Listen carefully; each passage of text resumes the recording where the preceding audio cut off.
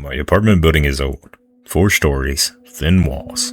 I moved in last spring. Cheap rent, close to work. The guy next door in 4B was quiet at first. I never saw him much. I just heard his door click open and shut at odd hours, like 3 a.m. or 4 a.m. Sometimes midday. I figured maybe he worked at nights. Then the pacing started. Every night around 2 a.m., slow footsteps back and forth across his floor. Maybe 10 paces one way and 10 back. It went on for hours. It wasn't loud, but it was constant. I could hear it through the shared wall when I tried to sleep. I banged once and it stopped for a minute. Then it resumed. Left a polite note under his door. It said, "Hey neighbor, the pacing at night is keeping me up. Any chance you could keep it down after midnight? Thanks."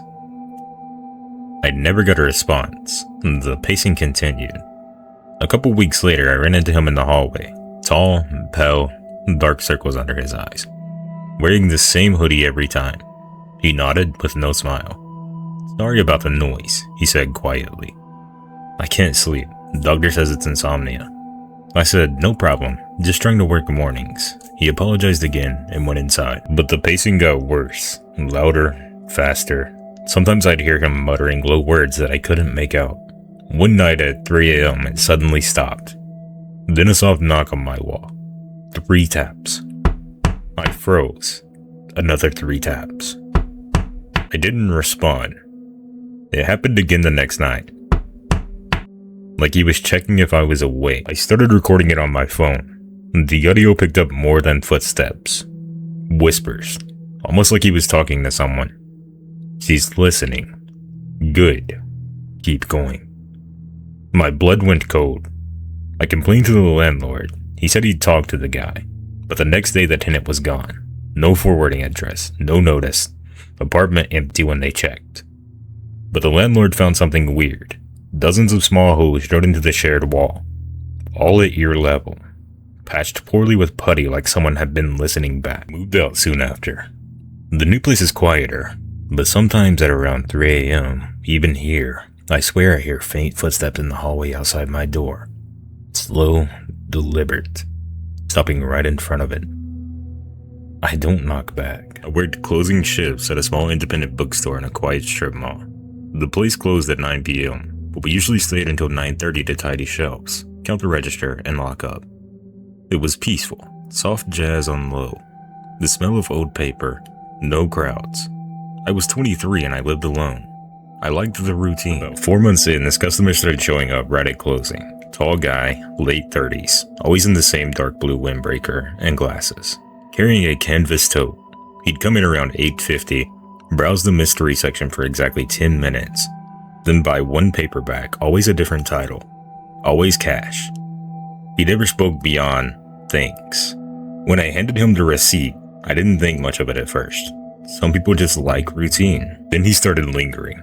By the 3rd week, he'd still be there by 9:05 while I flipped the sign to close and dim the front lights. I'd politely say, "We're locking up soon."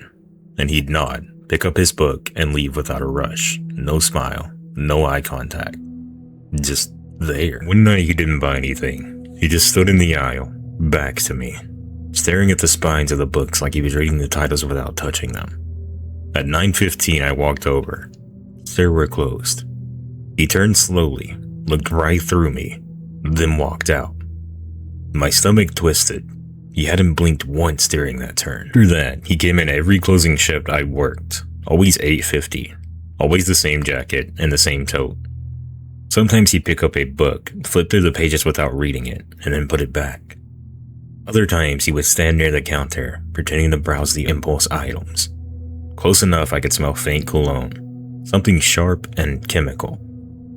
I started closing faster, turning lights off early, but he adapted.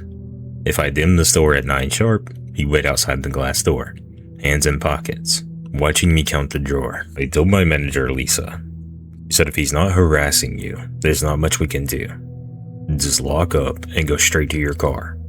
I bought pepper spray and started parking closer, but the mall lot was poorly lit. One Thursday, I was alone. Lisa had left early. At 8:55, he came in. Same routine. But this time, when I said we're closing, he didn't leave. He walked to the counter and placed a book down. It was a thriller about a woman being followed. He slid it toward me. No money. He just stared. I ring it up nervously. That's $16.99. He paid with exact change, then leaned in. First words he ever spoke to me, "You always close alone on Thursdays." His voice was flat, like he was stating a fact. I froze. "Have a good night," sliding the book over. He took it, turned, and walked out. I locked the door behind him, heart slamming. Through the glass, I watched him stand in the lot, facing my direction, not moving towards any car, just standing under a flickering lamp. I called my boyfriend to pick me up instead of walking to my car. When we pulled out, the guy was gone. But the next morning, when I opened the store, there was a folded receipt on the welcome mat. Our receipt from the night before. On the back, in blue pen, "See you next Thursday." I quit the next day. I told Lisa everything, and she said they'd call the police and review the cameras. They never found him on footage. Every night he appeared, the timestamp glitched for exactly 10 minutes, like the system had skipped him. I still check my rearview mirror when I drive at night, and I never go back to that strip mall after dark. I bartended nights at a small dive bar on the edge of town for about 18 months. It was one of those places. Dim lights, pool tables in the back, regulars who tipped in change, and stories. I worked Wednesday through Sunday, closing at 2 a.m. The bar was in a strip center with a parking lot that backed up to the woods, so after the last call, I'd lock up, cash out, and walk 20 feet to my car alone. Around 6 months in, this customer became a regular, mid-30s, quiet, always sat at the far end of the bar in the same stool. He wore a black faded hoodie, kept the hood up even inside. He ordered the same thing every time. Whiskey, neat, 1 ice cube, and he paid with cash. Never tipped big, never chatted much. He just watched the room with his eyes flicking to the door every few minutes. I nicknamed him Hoodie Guy in my head. Harmless, I thought. Then he started showing up on nights I wasn't scheduled. I'd swap a shift or call in sick, and there he'd be. Same stool, same drink, waiting. The first time it happened, my coworker mentioned it casually. "Your quiet fam was here again." Asked if he were working. I laughed it off, but it stuck with me. It got weirder. He would arrive right at open, 8 p.m., on my shifts.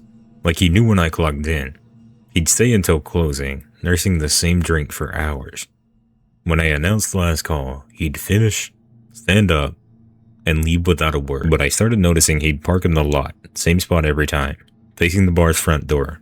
His car was always there before I arrived, even on nights I came in early. One slow Tuesday, I'd picked up an extra shift. He came in at 8 sharp. Sat, ordered, watched. Around midnight, the bar emptied out except for him and a couple regulars playing darts. I was wiping down the back bar when he spoke. First time he'd even addressed me directly. "You always come alone on Tuesdays," he said. Voice low and even. Not a question, a statement. I froze, rag in hand. "Yeah, sometimes," I replied, trying to keep it light. "You need another?" He shook his head, eyes locked on mine. "Just noticed you walk out alone. Dangerous." I forced a laugh. "I'm good. Been doing it for a while." He didn't smile, just stared for a long beat, then stood, lifted his glass half full, and walked out.